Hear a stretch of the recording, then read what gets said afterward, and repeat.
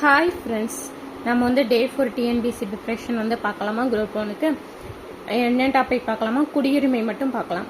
School புக்கில் என்ன லெசன்னா குடிமக்களும் குடியுரிமையும் 8th நியூ புக்கில் இருக்கு. 9th ஓல்டு புக்கில் குடிமக்களின் உரிமை கடமை இருக்கு. அப்புறம் இந்த 3 டாப்பிக்கில் இந்த லெசன்ஸ் எல்லாம் வரும். அதையும் சேர்த்து வந்து ஸ்கூல் புக்கில் பார்த்துட்டு அப்புறம் ஒவ்வொரு நாளாக குடியுரிமை வந்து டே 4க்கு பார்த்துட்டு டே 5 அடிப்படை உரிமை, அடிப்படை கடமை வந்து டே 6, டே 7 வந்து அரசு நெறியட்டும் கோட்பாடு. இது வந்து ஒவ்வொரு நாளாக கவர் பண்ணிக்கலாம். 9th வந்து மனித உரிமைகள், 10th வந்து இந்திய அரசமைப்பில் 1.6 to 1.8, 11th வந்து அரசியலில் அறிவியலின் அடிப்படை கருத்து பகுதி 2. இதில் வந்து அடிப்படை உரிமையை மட்டும் இருக்கும். அதை வந்து இந்த லெசனில் வந்து கவர் பண்ணிக்கலாம்.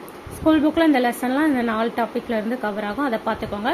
அப்புறம் ஏதாவது ஒரு ஆத்தர் புக்கில் வந்து பார்த்துக்கோங்க. குடியுரிமை வந்து ஃபஸ்ட்டு பார்த்துக்கலாம்.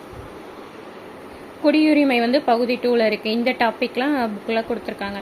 அந்த இதெல்லாம் பார்த்துக்கலாம். இந்திய குடியுரிமை பெறுதல், இழத்தல், இந்திய குடியுரிமை சட்டம் 1955, இந்திய குடியுரிமை திருத்த சட்டம் 2003-2019, ஒற்றை குடியுரிமை வெர்சஸ் இரட்டை குடியுரிமை, வெளிநாட்டு வாழ் இந்தியர் தினம், இதெல்லாம் டே 4ல வந்து படிச்சுக்கலாம்.